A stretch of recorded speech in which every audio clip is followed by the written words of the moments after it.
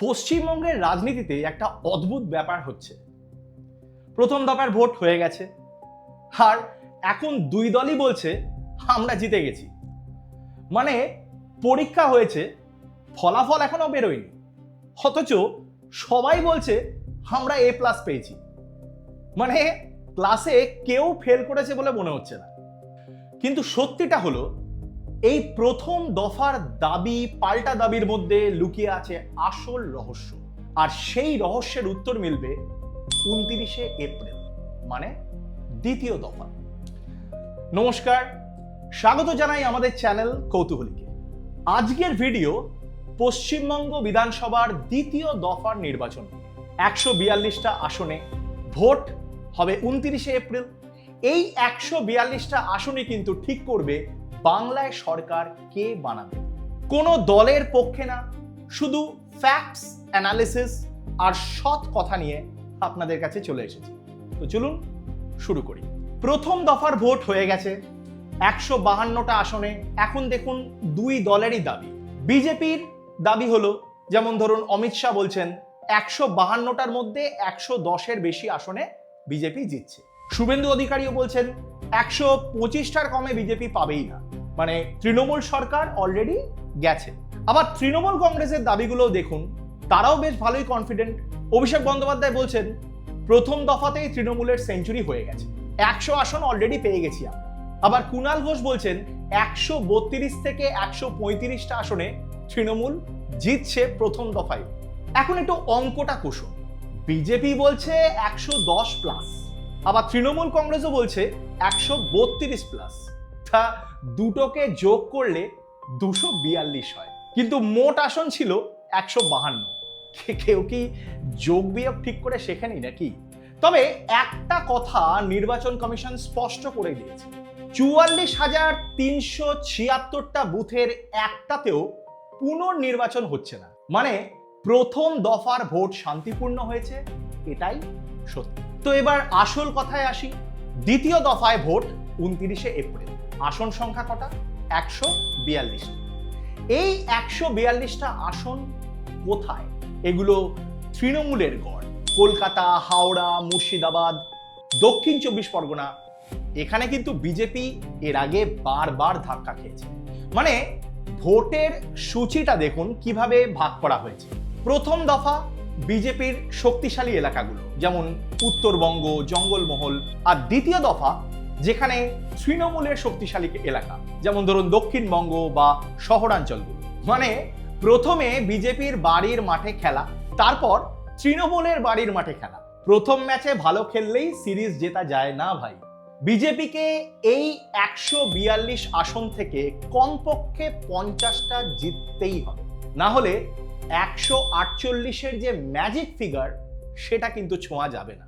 এখানেই আসল সাসপেন্স। প্রথম দফায় বিজেপির মোমেন্টাম আছে, সেই মোমেন্টাম দ্বিতীয় দফার তৃণমূলের গড়ে কি কাজ করবে? এবার দেখে নিই 5টা বিষয় যেগুলো দ্বিতীয় দফার ফলাফল নির্ধারণ করবে। বিষয় নম্বর 1, তৃণমূলের দুর্গ কি ভাঙবে? এই 148টা আসনে তৃণমূলের শক্তি ঐতিহাসিকভাবেই অনেক বেশি। বুথ ম্যানেজমেন্ট ভালো, ক্যাডার আছে, দীর্ঘদিনের অভিজ্ঞতা আছে। কিন্তু একটা বড় দুর্বলতাও আছে, গোষ্ঠীকন্দল, দলের ভেতরে দুটো লবি, এবং দীর্ঘদিন জিততে জিততে একটা অতিরিক্ত আত্মবিশ্বাস তৈরি হয়েছে, যাকে আমরা ওভার কনফিডেন্স বলি। সেই অতিরিক্ত আত্মবিশ্বাস মাঝে মাঝে কিন্তু বিপজ্জনক হয়। পরীক্ষার আগে বলে আর পড়বো কি, পাস তো করবই, তারপর ফলাফলে চমকটা দেখা যায়। বিষয় নম্বর 2 হলো বামের ভোট কোথায় যাবে। দ্বিতীয় দফায় বামেরা কোথাও কোথাও দাঁড়িয়ে আছেন। প্রশ্ন হলো বামের ভোট কি বাড়বে নাকি আবার অন্য কোনো দিকে যাবে? 2019-21-এ বামের ভোট বিজেপিতে গিয়েছিল, বামের ভোট রামে গেছে। এবার যদি সেই ভোট বামে ফেরে, তাহলে বিজেপির অঙ্কে কিন্তু চাপটা আবার বাড়বে। বামের ভোট বামে ফিরলে রাম কমবে, বাম বাড়বে। কিন্তু তাতে কি বাম সত্যিই ফিরবে? এটাই এখন $1,000,000 প্রশ্ন। বিষয় নম্বর 3 হলো শহরের ভোট কোন দিকে যাবে। 2024-এর লোকসভায় দেখা গেছে শহরের এলাকায় বিজেপির ভোট বেড়েছে। কলকাতা, হাওড়া, বিধাননগর এই আরবান বেল্টে বিজেপির সাপোর্ট কিন্তু বেড়েছিল। দ্বিতীয় দফায় এই আরবান ভোট ব্যাংক কোন দিকে হেলে পড়বে সেটাই হবে সবচেয়ে বড় ইন্ডিকেটর। শহরের মানুষ কিন্তু একটু হিসেবি, ভোট দেওয়ার আগে ভাবেন, তারপরে ভোটটা দেন। গ্রামের মতো শুধু ইমোশনে তারা চলেন। বিষয় নম্বর 4 হলো ভোট করানো বনাম ভোট দেওয়া। পশ্চিমবঙ্গে একটা কথা বলা হয়, এখানে ভোট হয় না, ভোট করানো হয়। এই দ্বিতীয় দফার আসনগুলোতেই এই প্রবণতা সবচেয়ে বেশি। কিন্তু এবার এসআইআর কন্ট্রোভার্সির কারণে প্রচুর মানুষ নিজে থেকে বেরিয়ে ভোট দিতে চাইছেন, যাতে নাম তালিকায় থাকে। প্রথম দফায় 92% ভোট পড়েছে। এই হলো মজার বিড়ম্বনা। যারা ভোট করায় তারা ভাবছে, আরে যাদের আমরা ভোট দিতে বারণ করতাম তারাও যদি বেরিয়ে এসে ভোট দেয়, তারা কাকে দেবে? সেই প্রশ্নের উত্তর 4 মে জানা যাবে। এবার 5 নম্বর বিষয়ে আসা যাক। নির্বাচন কমিশন কতটা নিউট্রাল থাকবে? প্রথম দফায় ইলেকশন কমিশন অনেক বেশি সক্রিয় ছিল। 173 জন পুলিশ অফিসার বদলি, মানে ভাবতে পারছেন?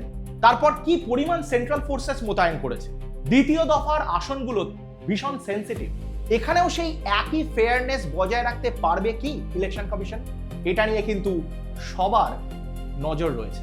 এবার একটা বিশেষ আসনের কথা বলি, পানিহাটি। 29 এপ্রিল এখানেও ভোট। বিজেপি প্রার্থীকে অভয়ার মা রত্না দেবনাথ, তৃণমূল কংগ্রেস প্রার্থী তীর্থঙ্কর ঘোষ, নির্মল ঘোষের ছেলে, আর বাম প্রার্থী কলতান দাশগুপ্ত। কে জিতবে সেটা বলার জায়গাতেও আমরা নেই, সেটা বলা ঠিকও না। কিন্তু একটা কথা বলা যায়, এই আসনটা দেখলেই বোঝা যাবে দ্বিতীয় দফার ট্রেন্ড কোন দিকে যাচ্ছে। 3 দলের সরাসরি লড়াই কোথায় গিয়ে ঠেকে সেটাই দেখা সব থেকে বেশি ইন্টারেস্টিং বিষয়। রাজনীতিতে সত্যি বলা খুব কঠিন, কিন্তু সত্যিকে মিথ্যা করাও কিন্তু সম্ভব না। মানুষের ভোটটাই শেষ কথা বলে। এখন একটা প্রশ্ন উঠছে, যদি কেউ 148টা না পায়, মানে হাং অ্যাসেম্বলি হলে কি হবে? পশ্চিমবঙ্গে 90% ভোটে এরকম হয় না। মানুষ এখানে সবসময় স্পষ্ট ভার্ডিক্ট দেন, একদম পরিষ্কার মেজরিটি দিয়ে থাকে। কিন্তু যদি হয় তাহলে শুরু হবে কেনা বেচার রাজনীতি, যাকে বলে হর্স ট্রেডিং। একটা জাতীয় দলের পকেট আঞ্চলিক দলের তুলনায় অনেক ভারী হয়। সেই ভারী পকেট কোন দিকে যাবে সেটা সবাই বোঝেন। রাজনীতিতে কেনা বেচা কথাটা সবাই জানেন, কিন্তু কেউ স্বীকার করতে চান না। এটাও পশ্চিমবঙ্গের একটা বিশেষত্ব। তবে এই পরিস্থিতি হওয়ার সম্ভাবনা কম। পশ্চিমবঙ্গের ইতিহাস বলে এখানে মানুষ সিদ্ধান্ত নিলে স্পষ্টভাবেই নেয়। তো সারসংক্ষেপ কি দাঁড়ালো? প্রথম দফা শেষ, 2 দলই জয়ের দাবি করছেন। 4 মে সত্যিটা বেরিয়ে আসবে। দ্বিতীয় দফার 142টা আসনই সরকার ঠিক করবে। তৃণমূলের গড়ে বিজেপি ঢুকতে পারবে কিনা এটাই এখন সব থেকে বড় প্রশ্ন। 92% ভোট, শহরের ভোট, বামের ভোট, সব মিলিয়ে একটা নতুন সমীকরণ তৈরি হবে। রাজনীতি সবসময় সত্যের ধার ধারে না, কিন্তু রাজনীতি সত্যের ধার না ধারলেই সত্যটা মিথ্যা হয়ে যায় না। সত্যিটা বলবে 4 মে ভোটের বাক্স। ততদিন আমরাও অপেক্ষা করি আর 2 দলের আমি জিতেছি দাবির মজা নিতে থাকি।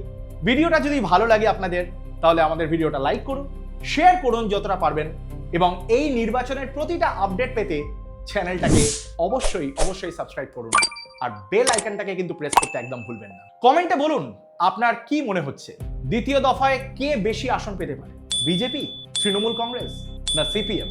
দেখা হবে পরের ভিডিওতে। এরকম আরো ইন্টারেস্টিং ভিডিওস নিয়ে আপনাদের কাছে এসে হাজির হব। ততক্ষণ অবধি আমাদের সঙ্গে থাকুন আর নজর রাখুন আমাদের চ্যানেল কৌতূহলীকে।